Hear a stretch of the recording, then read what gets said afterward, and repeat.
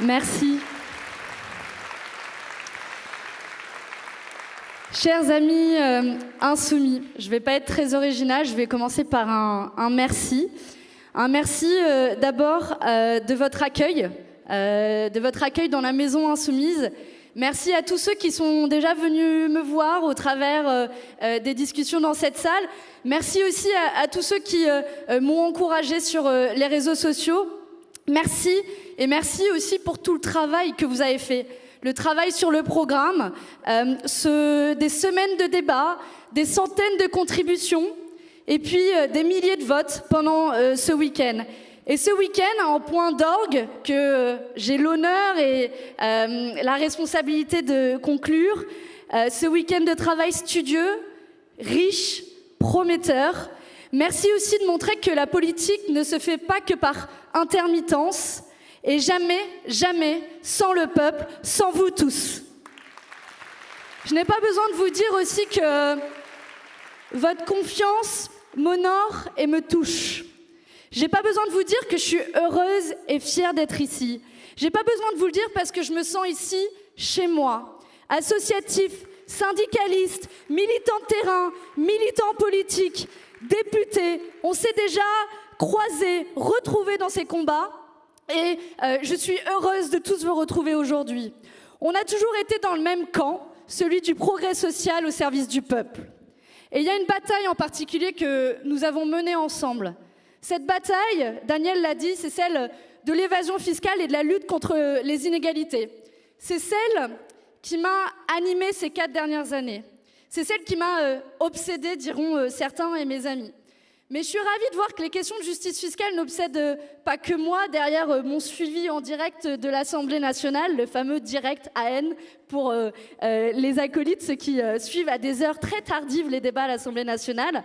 Ces questions de justice fiscale, elles passionnent et elles obsèdent aussi de nombreuses personnes qui enfilent des gilets jaunes partout dans les ronds-points, dans cette salle, pour dénoncer l'injustice fiscale, pour dénoncer les inégalités. Et c'est bien ce combat contre les inégalités, ce combat contre l'injustice sociale qui s'exprime partout dans les rues de France, encore ce week-end, qui nous rassemble aujourd'hui dans cette salle et dans les mois à venir. Que vous m'ayez proposé de mener cette campagne avec vous tous, c'est la reconnaissance de ces combats menés en commun, de propositions portées en commun, de leur pertinence et de leur urgence. Et c'est cette urgence-là qui me pousse à franchir le seuil de ce mouvement. Loin pour moi l'idée de renier l'engagement associatif qui est le mien, qui est utile, est incontournable. Je vais sûrement bafouiller dans mes prises de parole et j'espère bénéficier de votre indulgence parce que je ne suis pas une professionnelle de la politique. Mais pour moi, endosser ce nouveau rôle semble au contraire le meilleur moyen de concrétiser demain des idées, des convictions, des espoirs que je portais hier. S'engager dans cette campagne, c'est offrir avec plus de certitude encore un avenir aux luttes sociales.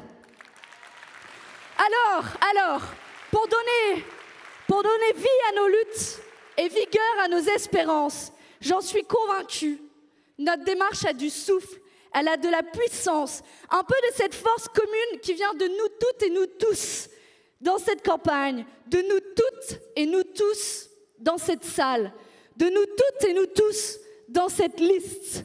Et d'ailleurs, regardons-la, cette liste. Des jeunes, des vieux, des acteurs de terrain, des écologistes, des lanceurs d'alerte, des féministes, des syndicalistes, des infirmières, des militants associatifs et culturels, des chômeurs et des chefs d'entreprise, des agriculteurs, des militants chevronnés et d'autres dont c'est le premier engagement, des robes noires et des gilets jaunes, des gens venus de tous les territoires, de toutes les cultures, de tous les combats. En somme, des citoyennes et des citoyens de tous les horizons. Et même ma mère, dont j'ai suivi avec admiration le parcours à la France insoumise depuis ses débuts. Finalement, cette liste, elle est à l'image du peuple, diverse, foisonnante, enthousiasmante. Mais ce peuple-là, les amis, ce peuple-là, il est en colère. Une colère qui s'exprime par des mobilisations populaires un peu partout sur le territoire. Les personnels hospitaliers et les EHPAD, les ambulanciers, les avocats et les magistrats, les lycéens et les étudiants, les gilets jaunes, les agriculteurs, les retraités, l'île de la Réunion dans son ensemble, j'en oublie sans doute tant le ras-le-bol est général. Ras-le-bol qui s'exprime parfois, malheureusement, par de la violence. Mais comme disait Pamela Anderson, j'ai toujours rêvé de citer Pamela Anderson dans un discours, comme disait Pamela Anderson, je déteste la violence. Mais qu'est-ce que la violence de tous ces gens comparée à la violence structurelle des élites françaises et mondiales? Car oui, il faut dénoncer la violence des 1% les plus riches, cette violence qui ferme les usines pour augmenter les dividendes, qui détruit la planète pour faire du commerce, qui jette dans la rue des milliers de personnes dans une des grandes puissances économiques mondiales. Une violence invisible et aveugle. Une violence pernicieuse qui produit de l'insécurité sociale, de l'angoisse. Une violence qui divise, qui épuise. La raison d'être de cette campagne, de cette liste, la voilà. Transformer les colères et leur donner un débouché politique. Regrouper les combats, fédérer le peuple, mutualiser nos forces, métamorphoser les peurs en espoir, le fatalisme en solution. Car c'est bien cela qui m'a convaincu de rejoindre le mouvement. Convaincu que l'on peut fédérer les colères et offrir une alternative politique crédible en Europe. Convaincu que l'on peut aspirer à exercer le pouvoir sans être un professionnel de la politique. Convaincu que l'on peut, que l'on doit donner la parole à ceux qui sont exclus de la politique.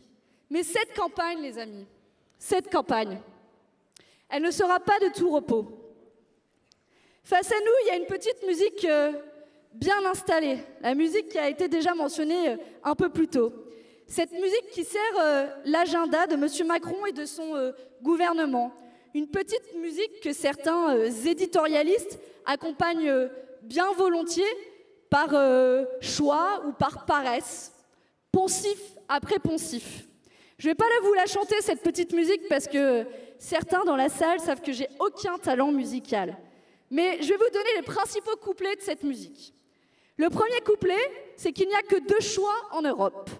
Les mêmes gestionnaires aux affaires depuis 30 ans, l'axe Merkel, Juncker, Macron au service de la finance, ou alors le choix de l'alliance des xénophobes et des racistes de tous bords, les Le Pen, Orban ou Salvini.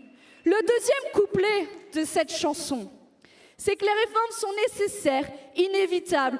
Toujours les mêmes réformes, toujours plus de dumping, toujours plus de marché, toujours moins de solidarité, toujours moins de services publics, moins de droits pour les gens, mais toujours plus pour le capital. Et le refrain, on le connaît tous, il est facile, on peut le clamer en chœur, c'est bien sûr, votez pour les listes de M. Macron, néolibéraux ou xénophobes, c'est marche ou crève, il n'y a pas d'autre choix. Comment Macron peut-il se prétendre progressiste quand il a mené la réforme fiscale la plus inégalitaire de la Ve République? Comment Macron peut-il se prétendre progressiste quand il refuse de donner un pavillon à l'Aquarius qui, depuis cette semaine, ne larguera plus les amarres? Comment Macron peut-il se prétendre progressiste quand il n'interdit pas plutôt l'utilisation du glyphosate? Comment Macron peut-il se prétendre progressiste quand il refuse l'extension du congé parental, pourtant proposé par Bruxelles?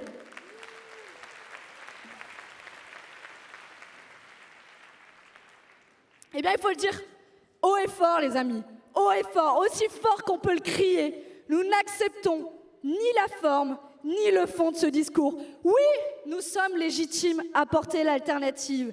Oui, il y a un espace pour nos propositions, celles qui répondent réellement aux urgences démocratiques, sociales, fiscales et environnementales. Certains diront que notre programme est radical. Mais c'est la situation qui est radicale. Les crises qui sont critiques, ce sont des vies humaines qui sont en jeu. Et nous sommes les seuls à apporter des solutions à la mesure des urgences auxquelles il est plus que temps de faire face.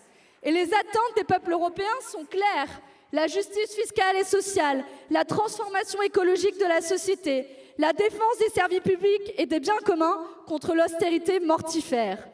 Notre campagne rend la parole à ces aspirations populaires. Ni ultralibéraux, ni xénophobes. Les peuples d'Europe veulent le progrès social. Et ils le veulent maintenant. Alors,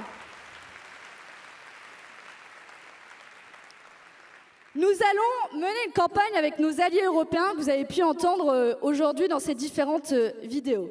Notre campagne, elle s'appelle « Maintenant le peuple ». Et que veut maintenant le peuple? Maintenant, le peuple, il demande la justice fiscale. Il demande que les grandes entreprises payent leurs impôts, les Google, les Amazon, les Facebook, pour lesquels l'Union européenne n'est pas parvenue, pas plus tard que cette semaine, à trouver un accord pour les taxer sur leur chiffre d'affaires. Le peuple, il demande que les paradis fiscaux européens, comme le Luxembourg, comme l'Irlande, arrêtent de piller nos recettes fiscales. Il demande en fait, le peuple, ce qu'il demandait déjà dans l'article 13 de la Déclaration des droits de l'homme et du citoyen en 1789. Cet article, je vais vous le rappeler parce que c'est mon article favori. Non pas qu'il y ait des droits plus importants, mais c'est quand même mon article favori. Pour l'entretien de la force publique et pour les dépenses d'administration, une contribution commune est indispensable. Elle doit être également répartie entre tous les citoyens en raison de leurs facultés. En raison de leurs facultés. Quelque chose qui résonne dans le contexte actuel où les impôts des plus riches sont les impôts qui baissent et nous tous nous retrouvons à payer le prix. Multinationales, émigrés fiscaux, vous trahissez le contrat social. Il est temps qu'ils rendent l'argent. Maintenant, le peuple, il demande à ce que les 1% les plus riches payent l'ISF, à ce que cessent les cadeaux fiscaux pour les plus riches. Et comme le dirait très bien François Ruffin, le peuple maintenant demande à ce qu'on rende l'ISF d'abord.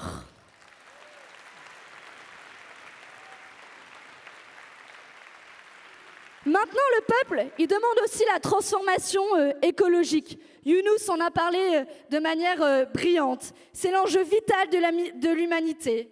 Mais c'est aussi surtout un levier de justice sociale et de progrès pour tous. On ne peut plus laisser le capitalisme détruire les écosystèmes sur l'autel du profit. Cessons d'opposer l'écologie et sociale quand ce sont en fait les deux faces d'une même pièce. Une transition écologique qui ne s'attaquerait pas et s'attacherait pas à réduire drastiquement les inégalités est tout simplement vouée à l'échec. Parce qu'il faut le rappeler, ceux qui polluent le plus, ceux qui ont une empreinte écologique la plus importante, ce sont les plus riches.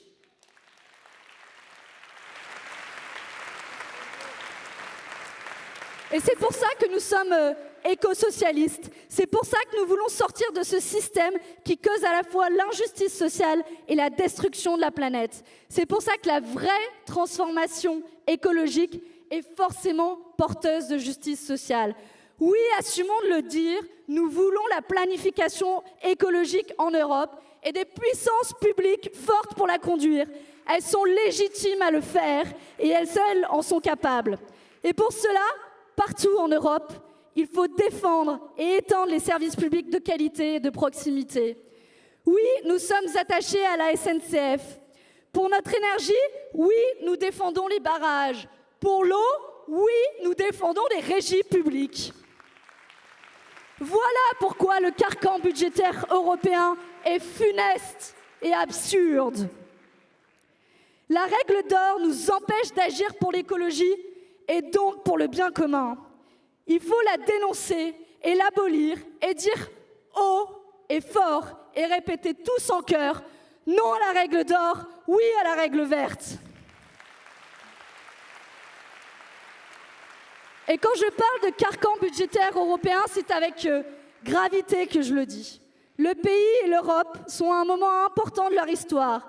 Cette fascination pour une règle des 3% de déficit, cette obsession pour l'austérité, pour ces règles iniques qui poussent tant de gens dans la misère. Quand nos amis, nos voisins, nos camarades passent un gilet jaune, c'est la réponse du peuple à cette injustice. Ça, mes amis, ça nécessite d'être cohérent et d'être libre de nos actions. Nous devons, pour cela, changer les traités européens qui nous imposent l'austérité et le marché tout-puissant.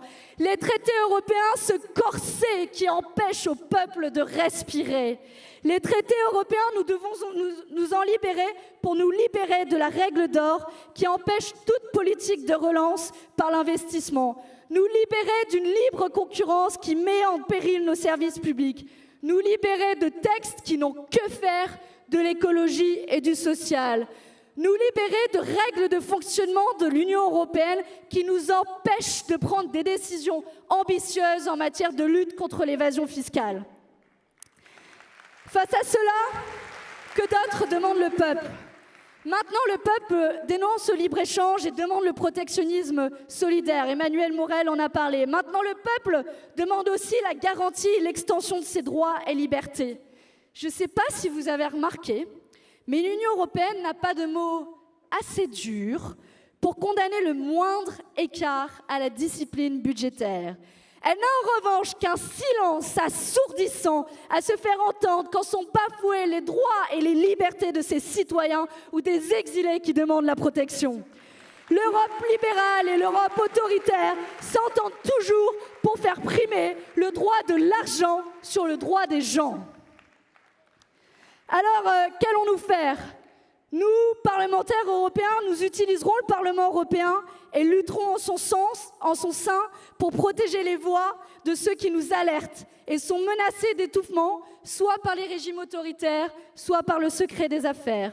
Nous nous sommes battus pour la liberté de la presse et la protection des lanceurs d'alerte. Ce combat, les amis, nous continuerons à le mener. Et nous enverrons au Parlement européen des parlementaires de combat, des élus pour informer le grand public et alerter sur les tentatives de verrouiller le débat démocratique, pour accompagner les mobilisations sociales qui ont lieu en France et en Europe. Leïla en a parlé. Pour, à l'image de nos députés à l'Assemblée nationale, formuler les propositions concrètes issues de notre programme, mais aussi des ateliers des lois, pour faire évoluer partout où cela est possible, législation dans le sens du progrès social.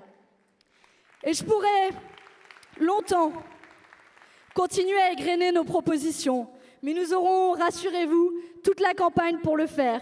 Elles sont riches et nombreuses. Soyons-en fiers, les amis. Ces propositions que nous aurons l'occasion ensuite de préciser, évaluer, chiffrer, défendre au cours de la campagne, répondent à l'urgence de la situation, mais surtout aux aspirations populaires. Et vous pourrez compter sur moi, mais aussi sur les 78 autres candidats sur la liste, pour défendre à travers l'Europe nos valeurs, notre programme au Parlement européen. Comptez sur moi pour y mettre toute mon énergie, toute ma fougue, toute ma force, toute ma conviction, toute ma passion. Et dès demain, nous allons commencer à battre le pavé, à aller de porte à porte, de marché en marché, dans les campagnes et dans les cités, partout, des oliviers de ma Corse familiale aux plages de Normandie. Nous ferons campagne ensemble, car c'est tous ensemble que nous résisterons, tous ensemble que nous construirons et tous ensemble que nous gagnerons.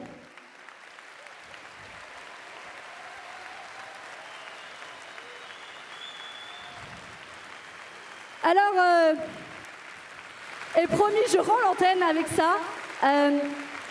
J'avais envie d'en finir avec quelques mots de Victor Hugo.